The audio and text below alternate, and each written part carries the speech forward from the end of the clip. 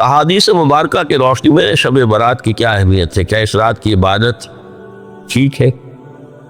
شب برات کا روزہ رکھا جاتا ہے، اس کی صحیح حیثیت کیا ہے؟ شب کا روزہ تو کبھی ہوتا ہی نہیں، یہ آپ نے شب برات کا روزہ کیسے لکھ لیا؟ شب رات کو کہتے ہیں نا، شب برات جو ہے اس کو کہا گیا ہے اس لیے کہ ان کا خیال ہے کہ اس رات میں اللہ تعالیٰ بہت سے لوگوں کو اس کا کو بخشتا ہے۔ برات، اللہ تعالیٰ جہنم سے ان کو رستگاری عطا فرماتا ہے۔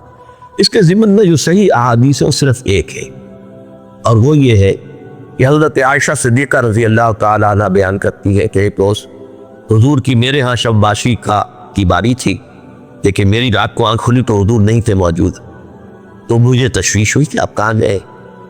تو میں ڈھونڈتی ہوئی وہ یا کسی اور کو آپ نے بھیجا، بہرحال مجھے پوری تفصیل یاد نہیں ہے، تو معلوم ہوا کہ آپ جنت البقیع میں گئے ہوئے ہیں اور وہاں پر استغفار کر رہے ہیں اللہ سے، اور تمام جو بھی وہاں پر مردے دفن ہیں ان کے لیے مغفرت کی دعا کر، بس یہ ثابت ہے۔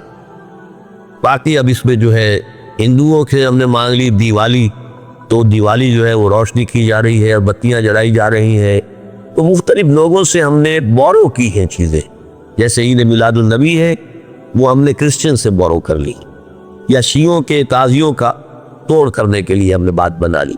اب اس میں جو ہے روشنیاں کی جا رہی ہیں، یہ دیوالی کا گویا کہ ہم نے توڑ فراہم کیا ہے یا اس کی نقل ہم کر رہے ہیں، یہ چیزیں نہیں۔ البتہ نماز رات کی عبادت تو ہر رات میں بہت اعلیٰ ہے۔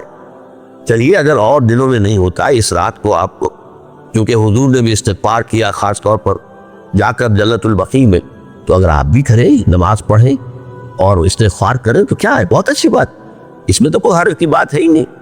لیکن اسے کوئی تہوار کی طرح منانا، پٹاخے چھوڑنا اور جو ہے وہ روشنی کرنا، یہ مہارت صحیح نہیں ہے۔ روزہ بھی چونکہ 15ویں شب ہوتی ہے، 15واں دن ہوتا ہے، پھر اس اعتبار سے حضور کے معمولات میں تھا کہ آپ ہر مہینے کی 13، 14، 15 تاریخوں میں روزہ رکھتے تھے، تو اگر آپ یہ نیت کر کے روزہ رکھ لیتے ہو، کیا کہنے ہیں، نور اللہ نور ہے، اور روزہ کسی وقت بھی نفلی روزہ رکھا جائے، اللہ تعالیٰ قبول فرمائے گا۔